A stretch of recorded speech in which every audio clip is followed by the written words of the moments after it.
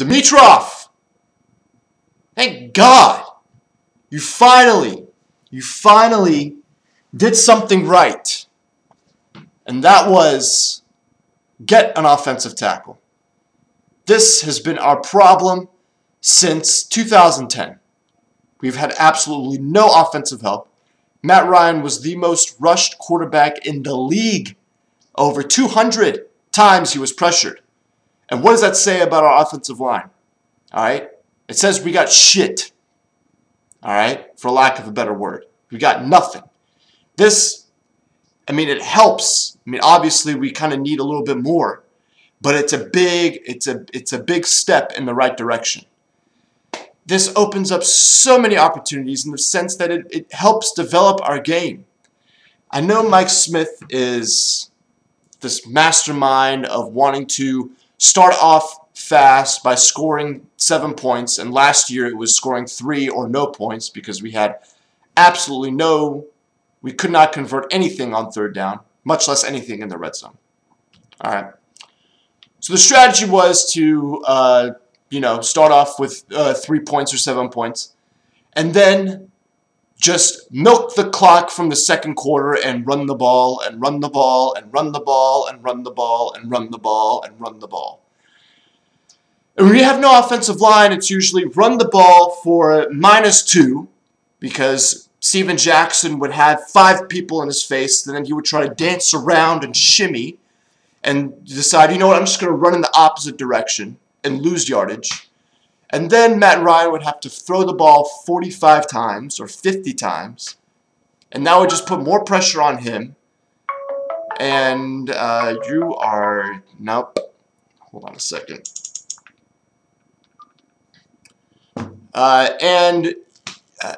You would throw the ball 40 times, you throw a costly pick that would seal the game, and that would just be the story of our season. Is that we had no depth, we have no pass rush, we have no defense, period. All right? Bierman and Witherspoon went down, but that doesn't stem from the fact that this team had no depth. All right? Every team goes through injuries. All right? Regardless, every team. All right? Patriots go through injuries.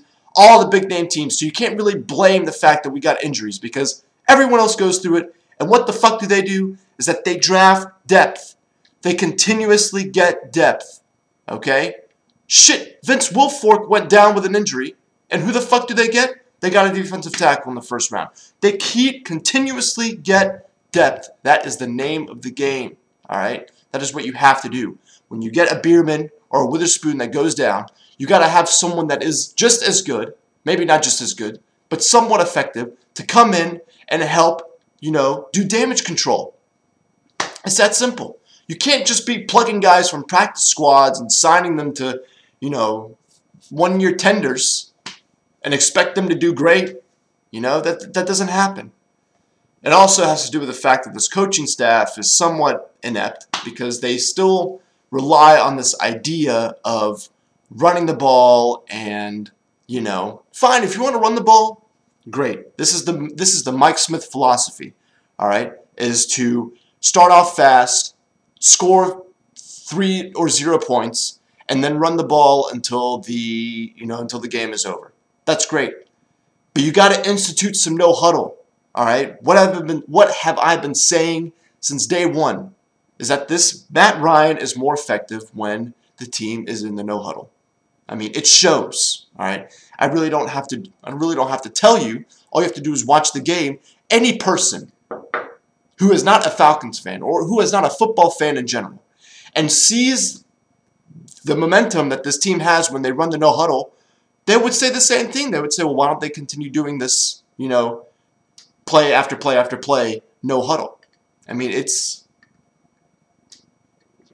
quite obvious. But if this is the philosophy that Mike Smith wants to instill, great.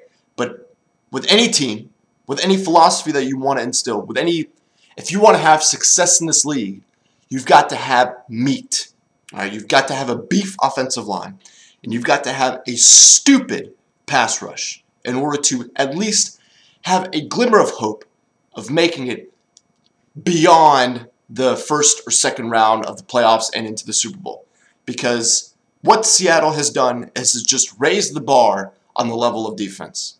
And guess who made a massive impression on the draft yesterday? The St. Louis Rams. I almost said New York Jets. The St. Louis Rams. That team is stacked, both offensive line and defensive line. Khalil Mack. Chris Long. And then they got Robinson. Oh my God. Sam Bradford is going to have a field day because now he's got an offensive line. He's got a great running back, a young, fresh running back, Zach Stacy, and a really good wide receiver in Tavon Austin. Watch out for this team. They are going to surprise some people. Thank God we don't have to play them. But anyway, back to the Falcons. What I'm expecting from day 2 and from round 2 and round 3 is more depth. We need more depth, more than anything. All right, just keep getting offensive tackles because that's been our problem. Keep getting offensive tackles. Get some defensive ends. Get some linebackers. We need absolutely no wide receivers. Drew Davis is. I fucking hate how this light is constantly switching. I apologize. It's got. I don't know what the fuck. It's from my webcam. It's driving me crazy. I see it out of my peripheral vision. We need some offensive line. We need some linebackers, some defensive tackles, anything really. What I would like to see, and what we need, and it's not really a hole, but we kind of need it, is a running back. After Jason Snelling retired, we need a Jason Snelling type back, someone that can relieve the pressure off of Steven Jackson. It would have been great. It would have been fucking phenomenal if we had been able to sign Darren Sproles. Holy shit, that would have been amazing. But the Eagles got him, and that's going to suck major asshole because that would have been perfect for our, shotgun set. Would have been absolutely amazing to have some screen balls thrown to him. I love Jarius Norwood, the Jizz man. He's fantastic, but something about Darren Sproles, there's something about him that is a little bit better than Jarius Norwood. It's a little bit quicker. He's got those flashy jukes. He's fantastic. Would like to see a running back, although probably not in the 2nd or 3rd round. I don't want to really waste a pick on that. We could probably get a pretty good, running back, somewhat suitable like a Jason Snelling in the 4th or, later rounds. But what I would love to see is some more defensive tackles, some more offensive tackles. We need more offensive help. We've got to beef up this line.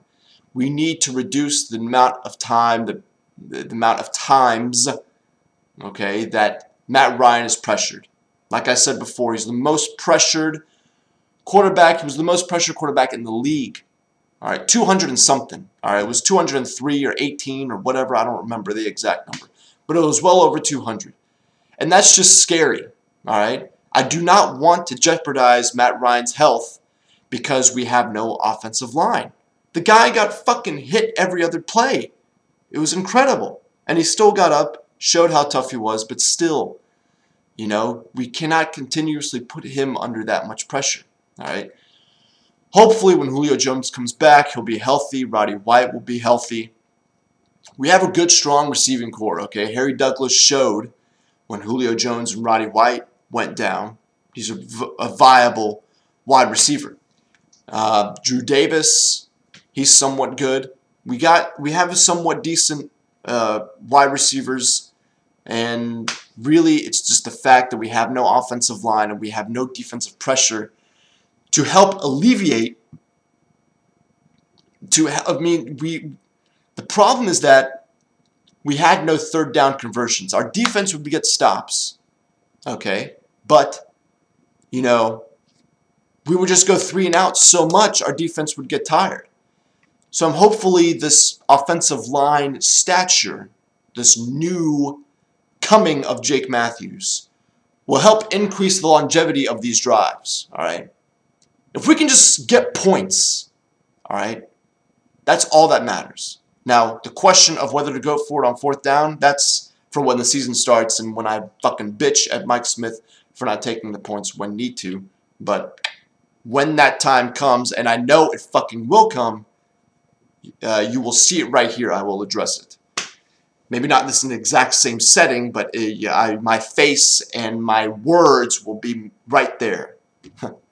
But again, A+. I mean, what else could you expect? This is what we needed.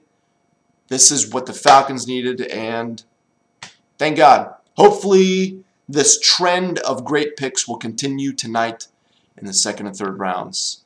Again, just more meat is what we need. Catch you later.